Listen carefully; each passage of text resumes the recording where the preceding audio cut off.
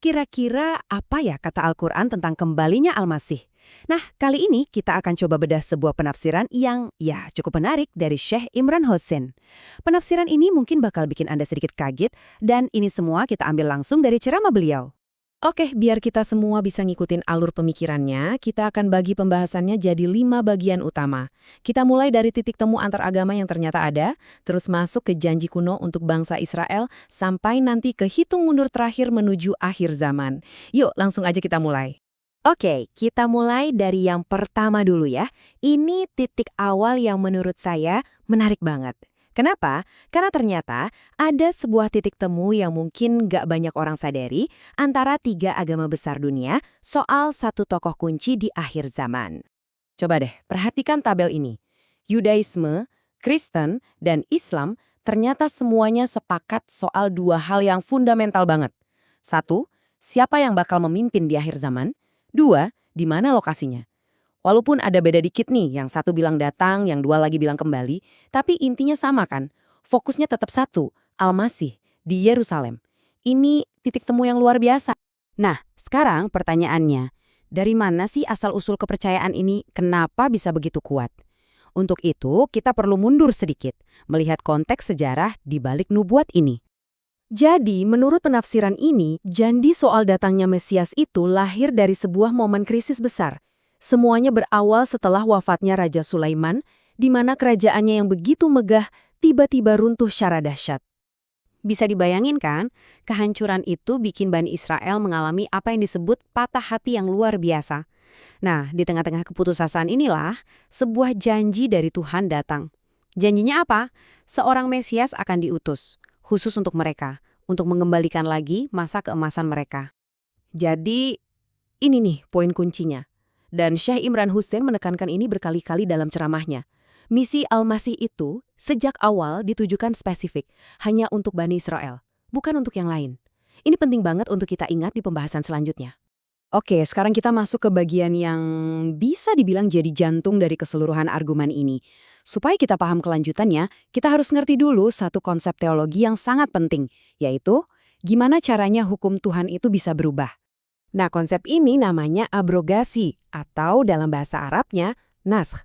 Simpelnya gini, ini adalah prinsip yang menyatakan bahwa Tuhan itu punya kuasa penuh untuk membatalkan atau mengganti sebuah hukum ilahi dengan hukum baru yang dianggap lebih baik atau setidaknya serupa sesuai dengan zaman. Biar lebih kebayang, kita lihat contoh nyatanya deh. Lihat hukum puasa. Di Taurat, aturannya puasa dari matahari terbenam sampai terbenam lagi. Tapi di Al-Quran, hukum itu diubah, diabrogasi. Jadinya puasa dari fajar sampai terbenam selama sebulan penuh. Nah, perubahan aturan ini, itulah contoh sempurna dari abrogasi.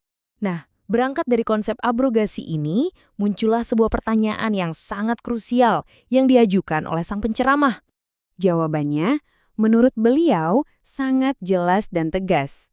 Yang punya wewenang mengubah hukum itu cuma satu, Allah. Itu pun melalui para utusannya.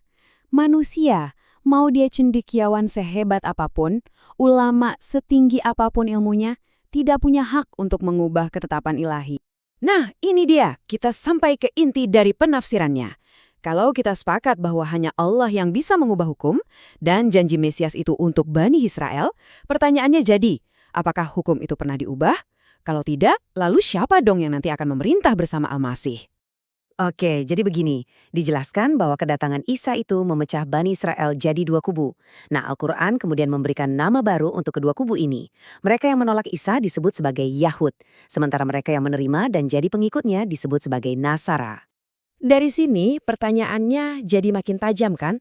Nanti ketika Al-Masih kembali ke Yerusalem untuk memerintah dunia, siapa yang bakal ada di pihaknya? Siapa yang akan memerintah bareng dia? Apakah Yahud? Apakah Nasara? Atau justru kelompok lain? Dan disinilah puncak dari argumen beliau. Menurutnya tidak ada satupun bukti adanya abrogasi atau perubahan hukum yang menyatakan misi Al-Masih itu dialihkan. Misinya tetap sama untuk Bani Israel dan secara lebih spesifik untuk mereka yang jadi pengikutnya. Lalu apa dasar argumennya? Beliau mengutip ayat dari surah Ali Imran ini sebagai bukti utamanya. Menurut penafsiran beliau, ayat ini sangat eksplisit. Jelas sekali dikatakan bahwa Allah akan menjadikan orang-orang yang mengikuti Isa berada di atas yang lain sampai hari kiamat. Jadi, yang disebut di sini adalah para pengikut Isa. Jadi, apa dong implikasinya? Nah, kita sekarang masuk ke bagian terakhir. Hitung mundur. Mari kita lihat urutan kejadian di akhir zaman yang beliau yakini sudah sangat-sangat dekat. Menurut beliau, ada 4 tahap peristiwa besar yang akan terjadi secara berurutan. Pertama, akan ada perang besar. Kedua, penaklukan Konstantinopel. Ketiga, baru kemunculan Dajjal. Dan puncaknya, yang keempat, adalah kembalinya Al-Masih untuk berhadapan langsung dengan Dajjal. Tapi yang mungkin paling mengejutkan dari semua ini adalah rentang waktunya. Jarak antara perang besar di awal sampai kemunculan Dajjal itu diperkirakan sangat pendek. Ada yang bilang 7 bulan, tapi menurut riwayat yang lebih kuat, hanya 7 tahun. Hal ini membawa kita pada kalimat penutupnya yang cukup provokatif ya. Beliau bilang, saat kita sedang makan biryani, itu sudah diambang pintu.